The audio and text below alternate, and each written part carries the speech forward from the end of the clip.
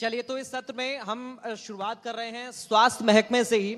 स्वास्थ्य को लेकर अक्सर तमाम सारी समस्याएं जनता को भुगतनी पड़ती हैं और कई बार अस्पतालों में व्यवस्थाओं की कमी की वजह से आम जनता को परेशान होना पड़ता है और कभी कभी जान भी गंवानी पड़ जाती है। लेकिन आज अलीगढ़ में किस तरीके की व्यवस्थाएं, क्या कुछ और आगे किया जा रहा है स्वास्थ्य के क्षेत्र में, इसको लेकर हम बात करेंगे।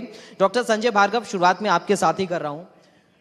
अलीगढ़ में स्वास्थ्य की व्यवस्थाओं में आपका योगदान क्या है? किस तरह से आप अलीगढ़ वासियों के लिए काम कर पा रहे हैं स्वास्थ्य के क्षेत्र में? क्या व्यवस्थाएं और होनी चाहिए जो शासन स्तर से आप लोग अपेक्षा कर रहे हैं? पहला रिएक्शन आपका चाहूंगा मैं। सबसे पहले तो मैं इंडियन न्यूज़ को बहुत बहुत धन्यवाद देना चाहूँगा कि उन्होंने इस मंच पे हमें बुलाया। अलीगढ़ में सबसे पहले मैं 89 में मैंने प्रैक्टिस शुरू करी थी और 95 में एक हमारे डॉक्टर थे जिनके गोली लगी थी और जिनको हम लोग ट्रांसफ़र नहीं कर पा रहे थे दिल्ली। उसके बाद सबसे पहले मैंने एक क्रिटिकल केयर एम्बुलेंस, जो आईसीयू एम्बुलेंस होती है, अलीगढ़ की पहली शुरू करी थी। फिर जब हम वो एम्बुलेंस लेके जाते थे तो दिल्ली में जो पेशेंट होते थे वहाँ वेंटिलेटर नहीं मिलता था लोगों को, गरीब लोगों को, क्योंकि सरकारी अस्पतालों में उसकी सुविधा नहीं मिल पाती थी ओवरलोड होने की वजह से, और प्राइवेट में वो अफोर्ड नहीं कर पाते थे, तो वापस अलीगढ़ लौट आते थे और अल्टीमेटली वो लोग घर चले जाते थे। उसके बाद क्या होता था पता नहीं। फिर हम लोगों ने एक 5 बेड से आईसीयू शुरू करी और धीरे धीरे उस चीज़ को हम बढ़ाते चले गए। सबसे पहले कैथ लैब शुरू करी अलीगढ़ में, जो कि मेडिकल कॉलेज में भी नहीं शुरू हुई थी। डायलिसिस यूनिट जो मेडिकल में नहीं थी वो हमने शुरू करी। तो आज अलीगढ़ में हम सब कुछ कर रहे हैं एक्सेप्ट कार्डियोथोरेसिक सर्जरी प्राइवेट में नहीं होती है, बाकी ऑन्को सर्जरी वगैरह सब हो रही है। कार्डियोथोरेसिक सर्जरी की फैसिलिटीज़ के लिए बड़ा पैराफर्नेरिया चाहिए जो मेडिकल कॉलेज में है और जो वहाँ शुरू हो चुकी है। डॉक्टर अमित, वृंदा अस्पताल किस तरह से लोगों के लिए सेवाएं उपलब्ध करा रहा है? क्योंकि जब भी अस्पताल में कोई मरीज आता है तो ये उम्मीद करता है कि मैं यहाँ से फिट होकर जाऊँ। धरती का भगवान आप लोगों को कहते हैं हम, तो क्या किस तरह से योगदान आप दे रहे हैं अलीगढ़ वासियों के लिए? बाहर से जो मरीज आ रहे हैं उनको वापस ना लौटना पड़े, इस उम्मीद के साथ वो आ रहे हैं। सबसे पहले मैं इंडिया न्यूज़ का धन्यवाद करना चाहूँगा इस मंच के लिए। जैसा आपने कहा कि बाहर के मरीजों के लिए सारी सुविधाएं अब अलीगढ़ में उपलब्ध हैं। सर क्या हैं, कई सुविधाएं हमारे यहाँ हैं। हम सब लोग अपने लेवल पे अच्छा करने का प्रयास कर रहे हैं और हम लोग आईसीयू की सुविधाएं और वेंटिलेटर्स, ये सब की सुविधाएं हमारे यहाँ सब हैं। और अब किसी भी मरीज को वेंटिलेटर की कमी की वजह से, जब कोरोना आया था तो वेंटिलेटर की कमी की वजह से कई मरीजों की मृत्यु हो गई थी। तो कोरोना के बाद हम लोगों ने सबक लिया कि ज़्यादा से ज़्यादा वेंटिलेटर्स यहाँ लाए जाएं, लोकल लेवल पे लोगों को इन सब चीज़ों की सुविधाएं दी जाएं और डायलिसिस और सारी जो डायग्नोस्टिक सुविधाएं हैं ये सब अलीगढ़ में दी जाएं। तो इसी के लिए मैंने वृंदा हॉस्पिटल खोला है और सब मतलब सारे नगर वासियों को ये सब सुविधाएं मिलें कम पैसों में और अच्छे उस पर। तो यही मैं कहना चाहता हूँ। सांगवान साहब, रियल एस्टेट के क्षेत्र में अलीगढ़ में आप किस तरह से विकास को देख रहे हैं और आने वाले वक्त में उम्मीदें क्या क्या और हैं? सर्वप्रथम माँ भारती को नमन, समक्ष बैठे सभी महान विभूतियों को नमन और सांगवान ग्रुप की तरफ से इंडिया न्यूज़ को बहुत बहुत आभार। जैसा कि आप देख रहे हैं, रियल एस्टेट में हमारा जो आज अलीगढ़ है, अगर मैं 2007 की बात करूं तो 2007 में जब हम लोगों ने R&D की थी यहाँ पे, तो यहाँ पे हमने देखा एक भी टाउनशिप नहीं थी और यहाँ पे जो लोअर मिडिल क्लास फैमिली के लिए कोई भी अफोर्डेबल हाउसेस की बहुत ज़्यादा सुविधा नहीं थी। तो हम लोगों ने इस पे वर्क किया और इस वर्क को करके हमने कहीं ना कहीं ये सोचा कि जो हम यहाँ पर टाउनशिप डेवलप समाज की ओर से माननीय मुख्यमंत्री जी का स्वागत अभिनंदन किया जा रहा है। आप सभी तालियां मंच तक परिणाम स्वरूप प्रेषित करें और एक साथ जय घोष करें, बोल वृंदावन बिहारी लाल की।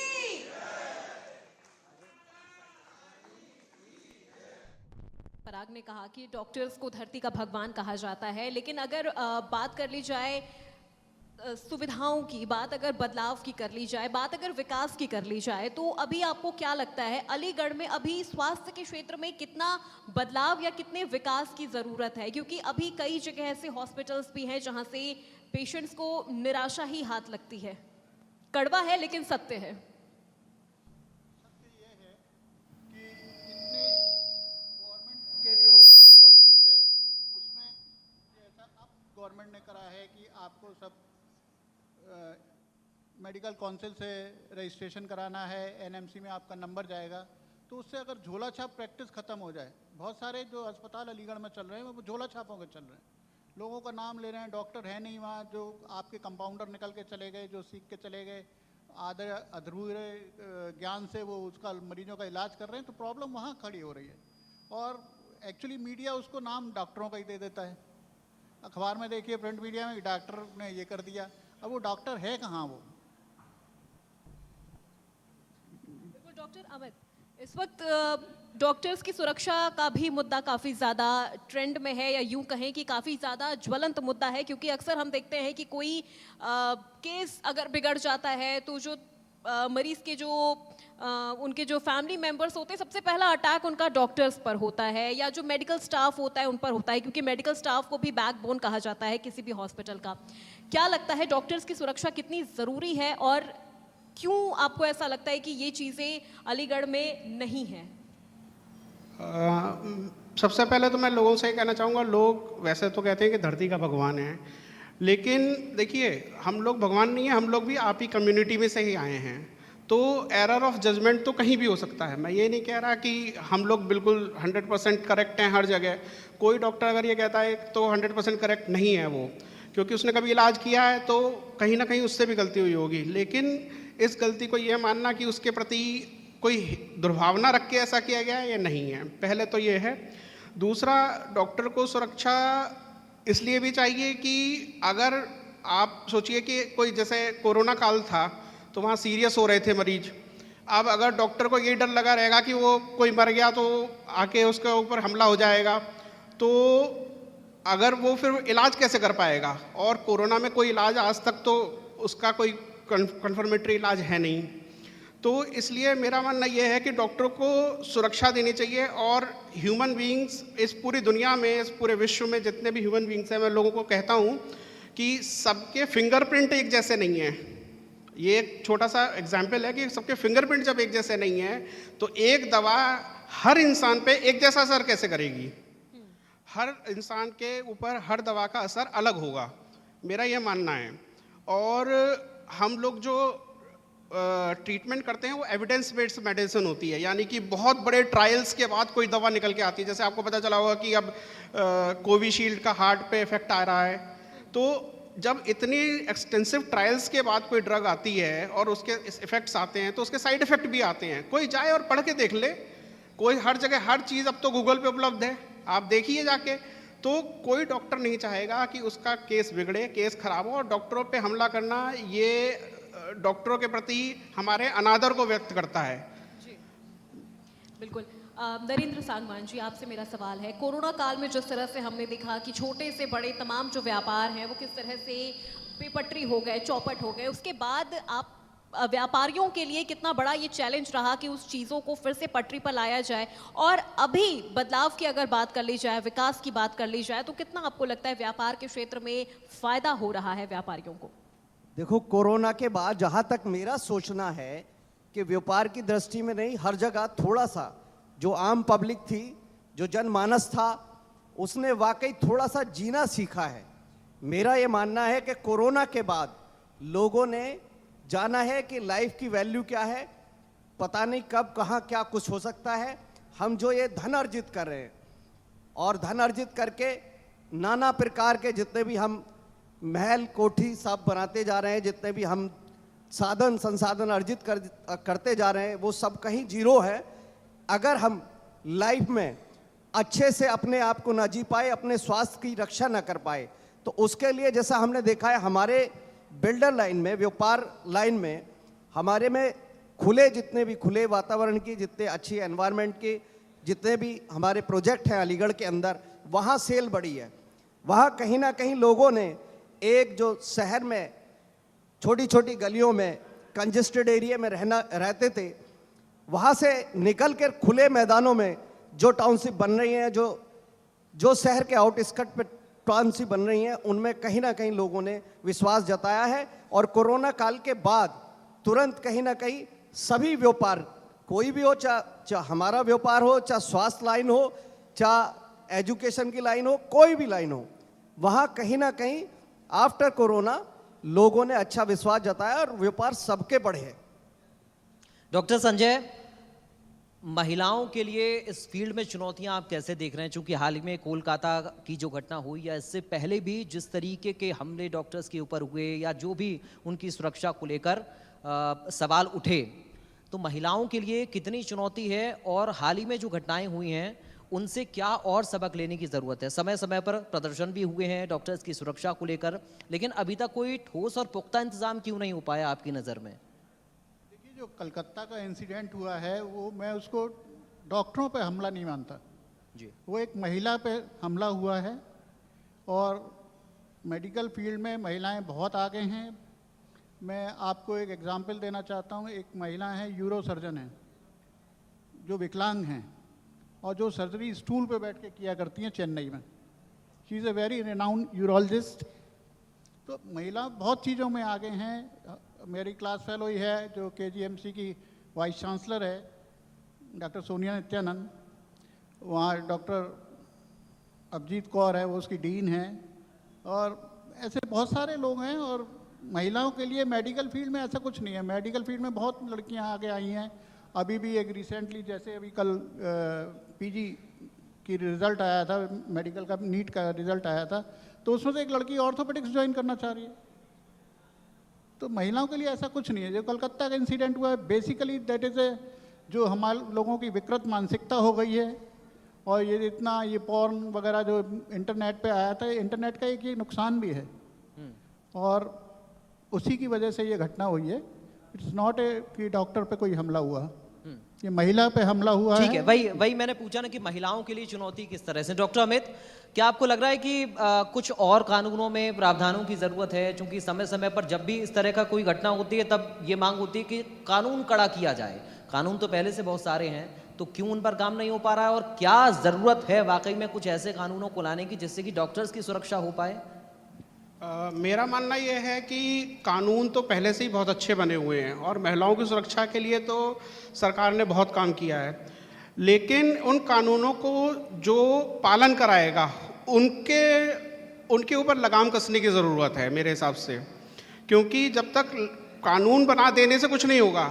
आप उसके लिए पॉस्को लगा दीजिए, उस पर कोई एक्ट लगा दीजिए, उसको फांसी की सजा दे दीजिए, लेकिन इंसिडेंट नहीं रुका। इंसिडेंट रुकने के लिए दो चीज़ें ज़रूरी है। एक, समाज में चेतना होनी चाहिए कि मेरी लड़की है, मेरा लड़का है, मुझे उसको समझाना है कि भाई सामने वाले की वो किसी की बहन है, किसी की माँ है, किसी की बेटी है। और हमारा ये मानना है कि भाई किसी भी क्षेत्र में लड़की हो उसका सम्मान होना चाहिए और उसकी इज्जत के ऊपर कोई भी अगर आए तो सारे समाज को उसका विरोध करना चाहिए। ना कि कोई डॉक्टर हो गया तो, कोई इंजीनियर हो गया तो, वो भी तो किसी की बेटी है। हर किसी के लिए समाज को आगे आना पड़ेगा, तभी समाज से विकृति दूर होगी। और कानून को कड़ा करने की बजाय कानून का पालन अगर उचित तरीके से होने लगेगा तो मुझे ऐसा लगता है कि ये चीज़ खत्म हो जाएगी। सांगवान साहब, कोविड के बाद ये कहा जा रहा था कि रियल एस्टेट की कमर टूट गई है, बड़े बुरे हालात हो गए हैं और इसको सुधारने की ज़रूरत है, और अगर नहीं सुधरा तो बहुत ज़्यादा स्थिति गंभीर हो सकती है। कोविड के बाद कुछ बदलाव आपने देखा, और जो बदलाव देखे उनमें और सुधार की गुंजाइश है क्या अभी? कोविड के बाद जो सबसे बड़ा जो बदलाव आया, मैंने बताया कि सबसे पहले जितने भी हम लोग कहीं ना कहीं अपने स्वास्थ्य के प्रति जो जागरूक नहीं थे, सबसे पहले मैंने देखा कि सारे लोगों ने बहुत बड़ी मेडिकल पॉलिसी ली, टर्म इंश्योरेंस कराए, प्लस उसके साथ उन्होंने जीना शुरू किया। कहीं ना कहीं उन्होंने कहा कि एक अच्छी लोकेलिटी में मुझे एक मकान, एक घर परचेज करना है।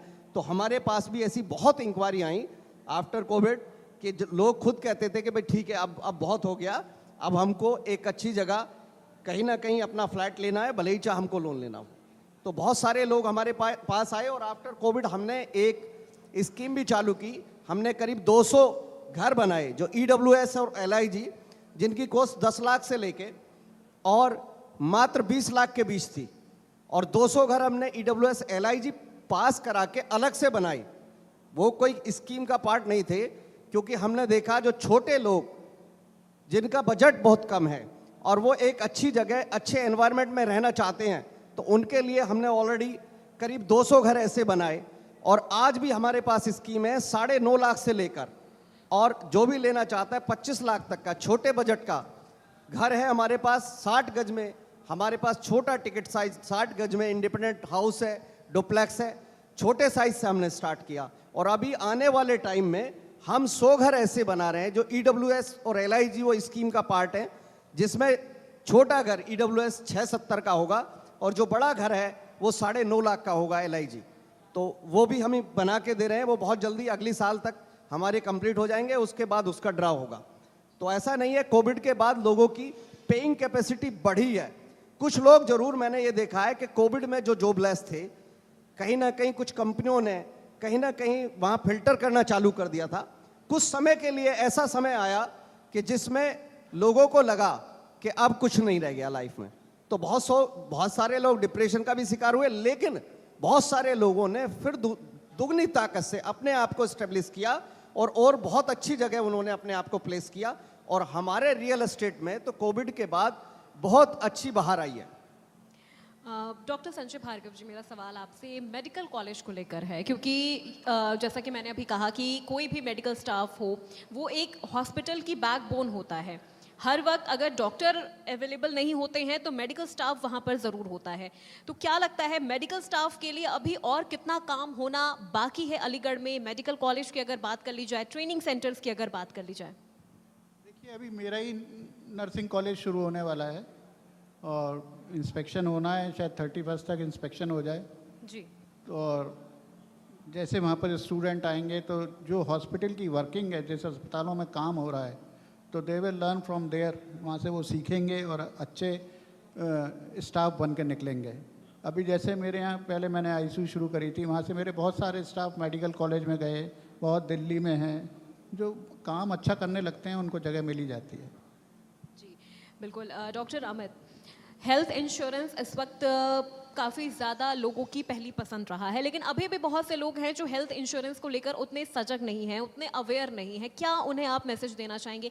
कितना ज़रूरी होता है किसी एक पर्टिकुलर इंसान के लिए या उस व्यक्ति की वजह से पूरी फैमिली के लिए हेल्थ इंश्योरेंस कितना ज़्यादा ज़रूरी होता है? देखिए, जैसे जैसे अब हम लोग चिकित्सा के क्षेत्र में आगे बढ़ रहे हैं, उसी तरह से चिकित्सा का कॉस्ट भी बढ़ती जा रही है। आप लोगों को पता होगा जो कॉरपोरेट हॉस्पिटल्स हैं उनमें इलाज कराना बहुत महंगा है, तो ऑब्वियस है क्योंकि उस तरह की सुविधाएं हैं वहाँ पे, कई चीज़ें हैं जो वो लोग प्रोवाइड कराते हैं। हम लोग तो यहाँ लो कॉस्ट हॉस्पिटल्स चलाते हैं भाई, लेकिन जो दिल्ली NCR का हॉस्पिटल का क्षेत्र है वो बहुत ज़्यादा कॉस्टली है।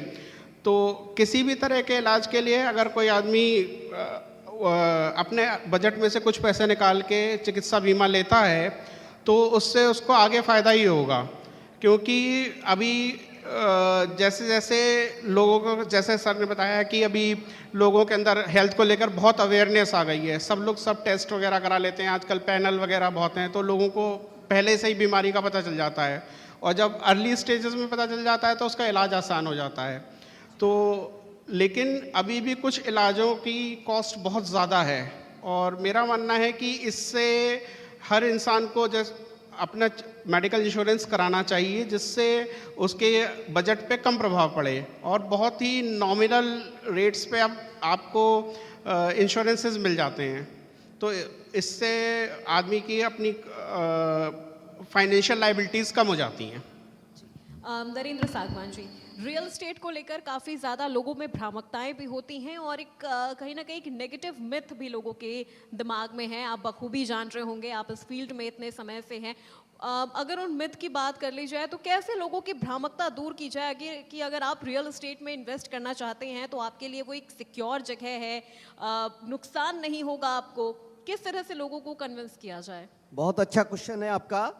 पहले ऐसा बहुत ज़रूर था कि पहले रियल एस्टेट में जब भी कोई भी कस्टमर एक अच्छा घर लेने के लिए जाता था तो सबसे पहले बात आती थी कि डेवलपर की क्रेडिबिलिटी क्या है, उसकी गुडविल क्या है, उसके पेपर्स क्या बोलते हैं, लीगल डॉक्यूमेंट्स क्या बोलते हैं।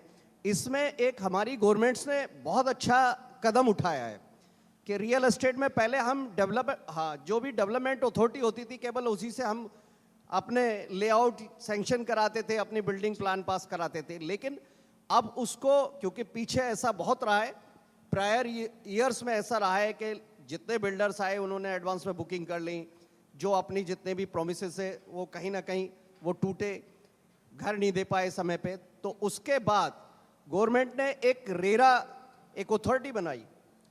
तो रेरा अथॉरिटी जो है वो रियल एस्टेट रेगुलेटरी अथॉरिटी बनाई है। वो हमारी जो डेवलपमेंट अथॉरिटी है, लोकल बॉडी है, उसके भी ऊपर काम करती है। यानी कि हमारी डेवलपमेंट अथॉरिटी को भी उसके अंडर में वर्क करना पड़ता है। हम अगर कोई भी आज की डेट में प्रोजेक्ट बनाते हैं, अगर उसमें 8 यूनिट से ज़्यादा हम बना रहे हैं, कोई भी चीज़ डेवलप, चाहे ग्रुप हाउसिंग हो, चाहे हम कोई कमर्शियल बनाते हैं और चाहे कोई रेजिडेंशियल टाउनशिप बनाते हैं, अगर 8 यूनिट के ऊपर जाते हैं तो हमको रेरा के अंदर रजिस्ट्रेशन कराना जरूरी है। रेरा 2 चीज़ पे काम करता है। पहले प्रमोटर्स पे काम करता है कि जो डेवलपर और प्रमोटर्स है उसके लीगल्स कितनी क्या चीज़ है उनका रजिस्ट्रेशन करता है, प्लस उसके बाद जो प्रोजेक्ट हम बनाने जा रहे हैं, जो लेआउट हमारे लोकल अथॉरिटी ने पास करा है, उसका रजिस्ट्रेशन करता है और हमसे बार चार्ट लेता है। हमको ये कहता है कितने दिन में आप ये प्रोजेक्ट को कंप्लीट करोगे। तो 36 मंथ का हम एक बार चार्ट देते हैं कि हम क्वार्टरली ये करेंगे, उसका हमको कंप्लाइज करना पड़ता है। और हमारी each and everything, her builders, her developers की जिसका रेरा में रजिस्ट्रेशन है, वो कोई भी कस्टमर चाहे तो घर बैठे उसका रेरा रजिस्ट्रेशन नंबर लेकर, किसी भी डेवलपर बिल्डर का, वो घर बैठे रेरा की साइट पे जाओ, वो रेरा का रजिस्ट्रेशन नंबर उसमें आप डालो, उसकी पूरी, उसने कितने कंप्लीशन लिए हैं आज तक, बिल्डर कैसा है, उसकी गुडविल कैसी है, उसने कितना हैंडओवर किया है, उसके ऊपर क्या पेनल्टी चल रही है, क्या लायबिलिटी चल रही है, और उसके कंप्लायंस कैसे हैं। भाई जो हमने कहा कि हम 36 महीने में इस लेआउट को कंप्लीट करेंगे या इस बिल्डिंग को करेंगे, हमको क्वार्टरली उसका असेसमेंट करना पड़ता है, क्वार्टरली हमको कंप्लायंस करने पड़ते हैं। तो क्वार्टरली कंप्लायंस करते हैं। आफ्टर दैट जीएसटी के पोर्टल पे भी हमको उस रेरा की वजह से जीएसटी के पोर्टल पे भी अपना क्वार्टरली कंप्लायंस करने पड़ते हैं। तो आज की डेट में बिल्डर या कोई भी डेवलपर जो जेन्युइनली काम कर रहा है, जो अच्छे से काम कर रहा है, तो उसके चेक करने के बहुत सारे तरीके हैं। जैसे आप जितने भी, अगर किसी बिल्डर को कोई अच्छा नेशनलाइज बैंक लोन दे रहा है, जैसे एसबीआई, पीएनबी, अगर उसको लोन कर रहे हैं, तो आप ये समझो कि वो भी जितने बड़े हमारे नेशनलाइज बैंक हैं, वो कहीं ना कहीं बिल्डर की क्रेडिबिलिटी और रेरा चेक करने के बाद ही किसी भी बिल्डर के साथ टाई अप करते हैं। तो ये चीज़ें हमको जरूर देख लेनी चाहिए, ठीक है। और लीगल लैंड के पेपर्स जितने भी होते हैं वो रेरा के ऊपर हमारे लोडेड होते हैं। तो हम रेरा के एक रजिस्ट्रेशन नंबर से ही किसी भी डेवलपर और बिल्डर की पूरी क्रेडिबिलिटी और गुडविल चेक कर सकते हैं। आफ्टर दैट हम उसका परचेज करें। बिल्कुल, चूंकि किफ़ायती दर पर घर मिल जाए ये सबका सपना होता है, और हम उम्मीद कर रहे हैं कि आप अपने क्षेत्र में कुछ ऐसा ही काम आगे चलकर और बेहतर कर पाएं, ताकि लोगों का अपने घर का सपना पूरा हो पाए। स्वास्थ्य क्षेत्र में हमारे डॉक्टर्स काम कर रहे हैं, और बेहतर उम्मीद अलीगढ़ की जनता के लिए, बाहर से जो लोग आते हैं अपना इलाज कराने के लिए, उनके लिए हम कर रहे हैं इस मंच से। बहुत शुक्रिया इस सेशन में आप तीनों खास मेहमानों का हमारे साथ इस चर्चा का हिस्सा बनने के लिए। आप देखते रहिए इंडिया न्यूज़ का अलीगढ़ मंच।